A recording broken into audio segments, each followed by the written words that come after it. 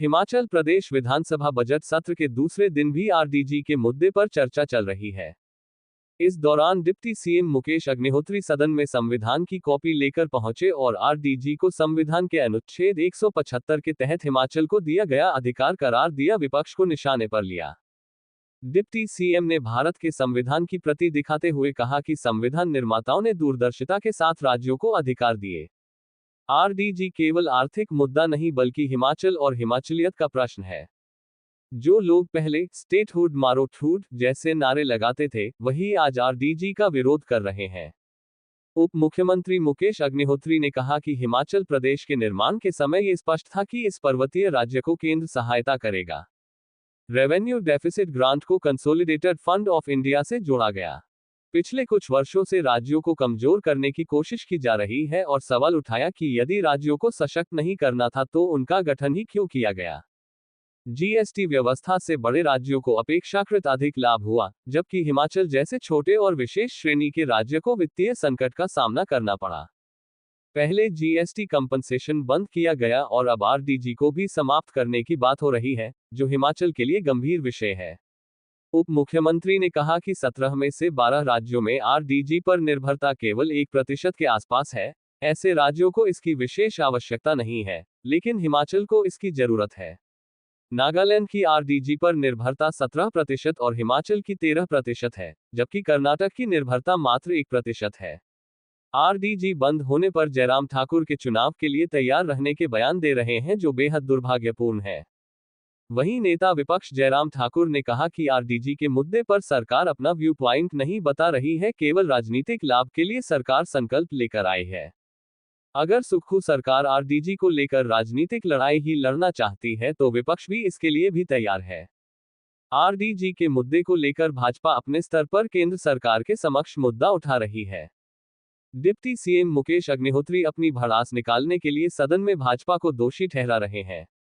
दिल्ली से मदद रुकवाने के बेबुनियाद आरोप लगा रहे हैं। अगर उनके पास तथ्य है तो सामने रखे, ये प्रिविलेज का मामला भी बनता है। जहां तक चुनाव के लिए तैयार रहने की बात है तो हिमाचल में सरकार को 3.5 साल का कार्यकाल हो गया है। ऐसे में अब चुनावों की तैयारियां शुरू हो गई है। मुख्यमंत्री चुनाव लड़ने के लिए विधानसभा क्षेत्र ढूंढ रहे हैं और अपनी पत्नी के विधानसभा क्षेत्र में चुनाव लड़ने की तैयारी में है, लेकिन वहां उनकी पत्नी भी चुनाव लड़ने पर अड़ी हुई है। डिप्टी सीएम कह चुके हैं कि उनका अब चुनाव लड़ने का मन नहीं है। जब चुनाव होंगे तो कई कांग्रेस विधायक चुनाव से भागते नजर आएंगे। ऐसे सरकार ने कांग्रेस विधायकों के हाल कर दिए हैं। पंजाब दस्तक के लिए सुरेंद्र राणा की रिपोर्ट। उसकी बांट कैसे की जाएगी, उस पैसे को कैसे बांटा जाएगा, ये हमारे संविधान में अंकित है और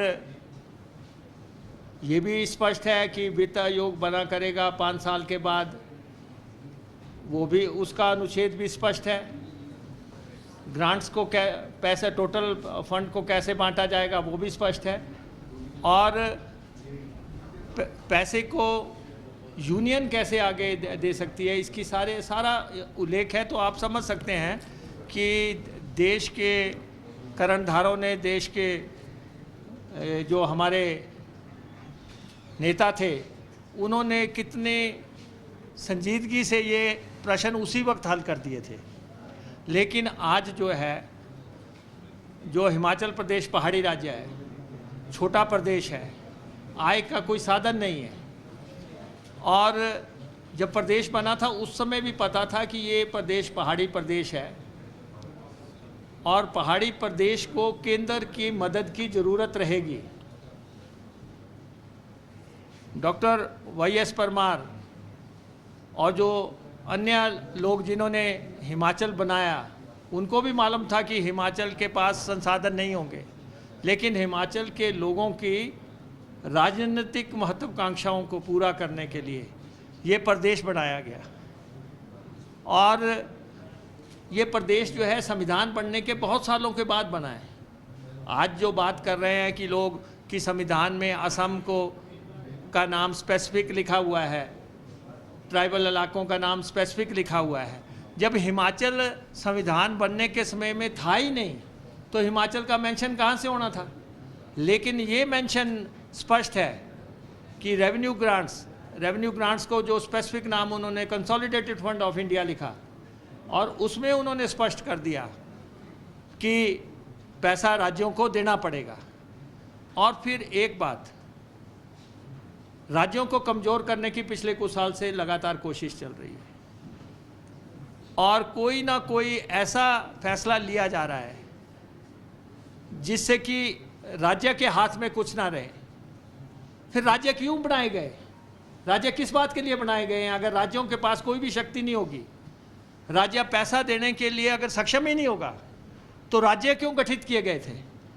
तो इसलिए पहले आपने कहा जीएसटी का पैसा जो है 2022 में बंद कर दिया और जीएसटी की कंपनसेशन का अगर नुकसान हुआ है तो हिमाचल जैसे राज्यों को हुआ है। देखिए, कांग्रेस पार्टी के बड़े नेता भी संविधान की कॉपियां लेकर के पूरे देश भर में घूमते रहे, लेकिन उसके बावजूद भी राजनीतिक दृष्टि से लाभ उनको नहीं हुआ, उल्टा नुकसान हुआ। अगर संविधान की धज्जियां उड़ाई हैं तो कांग्रेस पार्टी ने उड़ाई है। अगर संविधान का अपमान हुआ है तो कांग्रेस की सरकार के दौरान है, कांग्रेस की नेताओं ने किया, सबसे ज़्यादा किया है। आज मुझे बहुत विचित्र लगा जब डिप्टी चीफ मिनिस्टर संविधान उठा करके ला करके सदन में हमको रेफर कर रहे थे उसका आर्टिकल 275(1).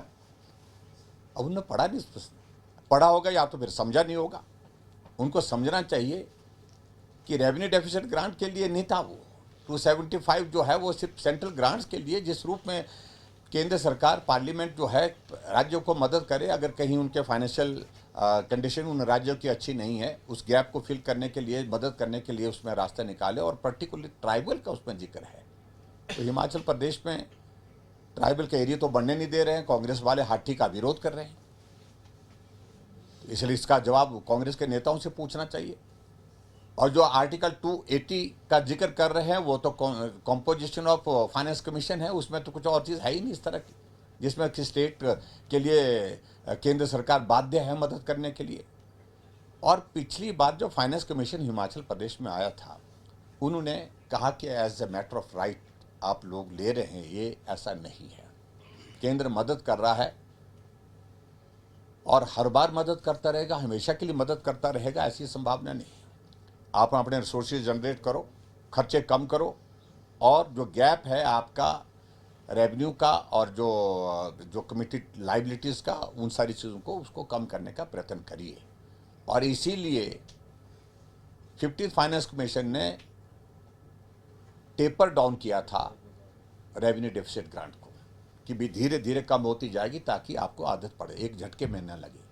तो अभी रेवेन्यू डेफिसिट ग्रांट जो है अचानक बंद नहीं है, तो उस तरह से उस दिशा में एक फैसला केंद्र का लग रहा था हमको पहले से, इस तरह से होना चाहिए।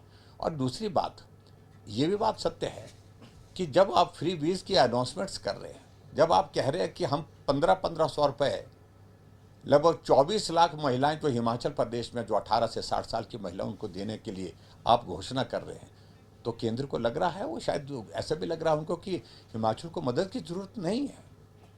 जब आप 300 यूनिट बिजली फ्री देने की बात कर रहे हैं तो उनको लग रहा है कि हिमाचल संपन्न राज्य हो गया है। और उसके बाद और भी बहुत सारे, आपने कहा 5 लाख नौकरियाँ 5 साल में देंगे, तब उनको लगा कि हिमाचल तो अब बहुत आगे बढ़ चुका है।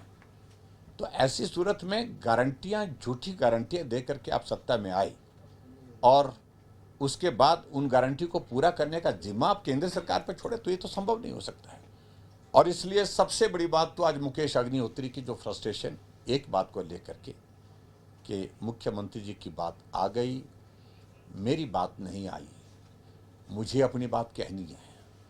3 साल का जश्न मंडी किया और उसमें भी मंच पर से वही भड़ास निकाली। ऐसे नहीं चलेगा सुखू जी, तो कैसे चलेगा आप ही बता दीजिए। बहुत सारी बातें वहाँ पर कही उनने, रात के अंधेरे में निपटाने की बातें कही उनने, और आज भी उनका जो भाषण यहाँ सदन के अंदर था, लबोलबाब वही था। दो नेताओं के बीच में कांग्रेस पार्टी की लड़ाई इस कदर से जो है आपस में है, कोऑर्डिनेशन नाम की कोई चीज़ नहीं है। तो इसलिए मैं बड़ा स्पष्ट शब्दों में कहना चाह रहा हूँ कि ये फ्रस्ट्रेशन है, बहुत बड़ी फ्रस्ट्रेशन है कांग्रेस पार्टी के अंदर की। रेवेन्यू डेफिसिट ग्रांट की लड़ाई लड़ने की बात आती है तो हम बोल रहे हैं कि हम अपने तरीके से लड़ेंगे, आप इस बात को हमारे पर ये नहीं कर सकते कि आप इस तरह से चलो उस तरह से चलो। हमको अपना पक्ष रखना है, केंद्र के सामने रखेंगे, जिस प्रकार से रख सकते हैं हम सक्षम है उस सारी चीज़ के लिए।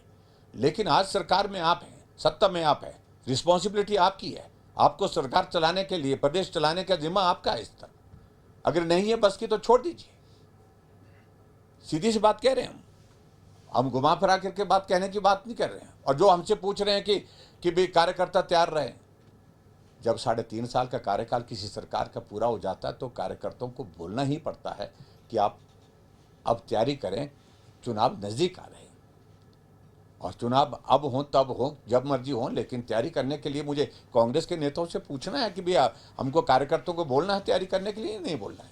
इसलिए क्या बातें किए जा रहे हैं, वो किस प्रकार की बातें कर रहे हैं, तो इसलिए इन सारी बातों का कोई औचित्य नहीं, कोई अर्थ नहीं, फ्रस्ट्रेशन और सिर्फ दिखावे की राजनीति कर रहे हैं सिर्फ।